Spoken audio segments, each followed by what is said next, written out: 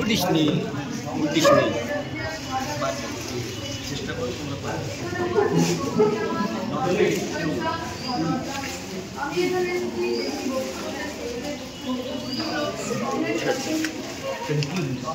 আপনারা কি কখনো ভেবে দেখেছেন আপনাদের স্বপ্নের ক্লাসরুম কেমন হতে পারে? না, আপনারা ভাবেন, কিন্তু আমি ভেবে দেখেছি। আমার স্বপ্নের ক্লাসরুম কি হবে? মেঘের ওপরে। ক্লাসরুমে কোনো শিক্ষক থাকবে না, কোনো পড়াশোনাই হবে না। ক্লাসরুমের পাশে ফুলের গাছ লাগানো থাকবে, ফুলের গাছের ফুলের গন্ধে মেঘে উঠবে আমার ক্লাসরুমটি।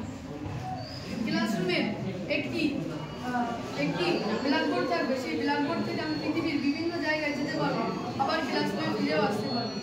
ক্লাসরুমে একটি টিভি থাকবে, সেই টিভিতে আমি পৃথিবীর নানা তথ্য দেখতে পাবো এবং যা দেখবো আমি একটি গাছের পাতায় লিখে রেখে দেবো, এবং যখন আমার পড়ার ইচ্ছে হবে তখন আমি সেই গাছের পাতা থেকে পড়বো। আমার ক্লাসরুমের পাশে একটি পুকুর থাকবে, সেই পুকুরে আমি আমার বন্ধুরা মাছ ধরবো। সেখানে একটি খেলার মাঠও থাকবে, সেই খেলার মাঠে আমি ও আমার বন্ধুরা খেলবো। সেখানে কেউই থাকবে না, শুধু আমি আমার বন্ধুরা ছাড়া।